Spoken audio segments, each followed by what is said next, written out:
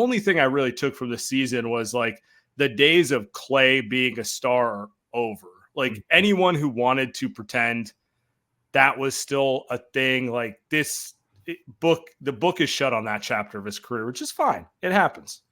The guy's like what? He's like 30, 34 years 34 old? with 2 surgically repaired legs. Like he's honestly like probably more like 36, 37 when we factor that stuff in, right? Right. 100%. What I wanted to ask you though, because this is where everyone's opinion differs. How big of an acquisition are we talking? Because some people can talk themselves into, all right, you had like a fringe all-star like what Jordan Poole was, and they're back, you know? And other people are like, unless they get Giannis, it's fucking over, you know? So it's like, and my honest feeling is probably somewhere in between. But like, give me kind of like the caliber of player who would turn your head to be like, okay, I don't know if they're going to be better than Denver or Minnesota, but they're officially back in the mix, and let's see what happens. I think it's a player who has to be like pretty much the best on the team. Like him or Steph, obviously. Like, okay. Yeah, like someone like Paul George. You know what I mean? Like they need a bona fide guy who can go out and score 30 whenever he wants, kind of. So, and like I said, it's easier said than done. Like I'm not just expecting Mike Dunleavy to snap his fingers and boom, he has some superstar in the building. Sure. So it's tough. And but I mean, that's why he gets paid big bucks. That's why he has the job he has now. It's a hard job, it's a coveted job. So you're gonna have high expectations, especially with this franchise that has had so much recent success over the last decade or so.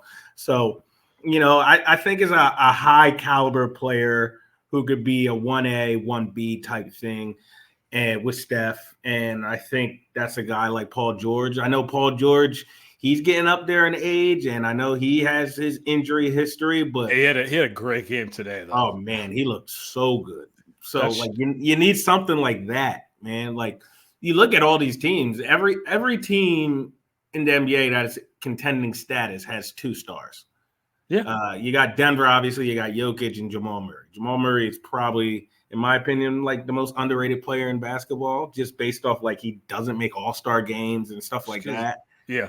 But he's good. He's really good. Nobody ever doubts that. Obviously, you got the Celtics with Tatum and Brown, and now you got Minnesota with Karl Anthony Towns, and then you also have like one of the best defensive players in the league with Rudy Gobert. You need more firepower than Steph, Clay, and Clay. Man.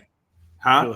Jaden McDaniels looks better than Gobert. He's really, really good too. So it's just like you need another guy. You need another guy. You're not going to win high level games with Clay as your second best player, which he pretty much was this year. No, like I mean, I guess Draymond. He was the second option on offense. Like second option on offense.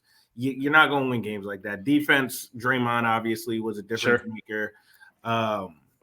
You know, conceivably, you think Wiggins would fall into that role, but he fell off a cliff this year. He had his worst year. He had his worst year on the court, and he's unreliable. So it's like, I also like anyone who's holding on to that hope. Like it's just not who he is. No, he's like best when he's a third, fourth option where he can float, and then randomly you're like, oh shit, what did Wiggins just do? You know, it's just who he is. It's right. That year, 21 was an anomaly. Yeah, we've watched him for a decade in the NBA. Right. He's always been kind of this guy. If he's your first or second option, you kind of suck. And if he's your third, fourth option, where like the only thing you ask him is to defend, and then whatever he does offensively, like that's cool. You know, you're gonna get a lot of like 10-point nights, and then randomly get 25, that type of thing. So it's kind of who he is. Would you have? So you mentioned Paul George, like that's the level in my mind.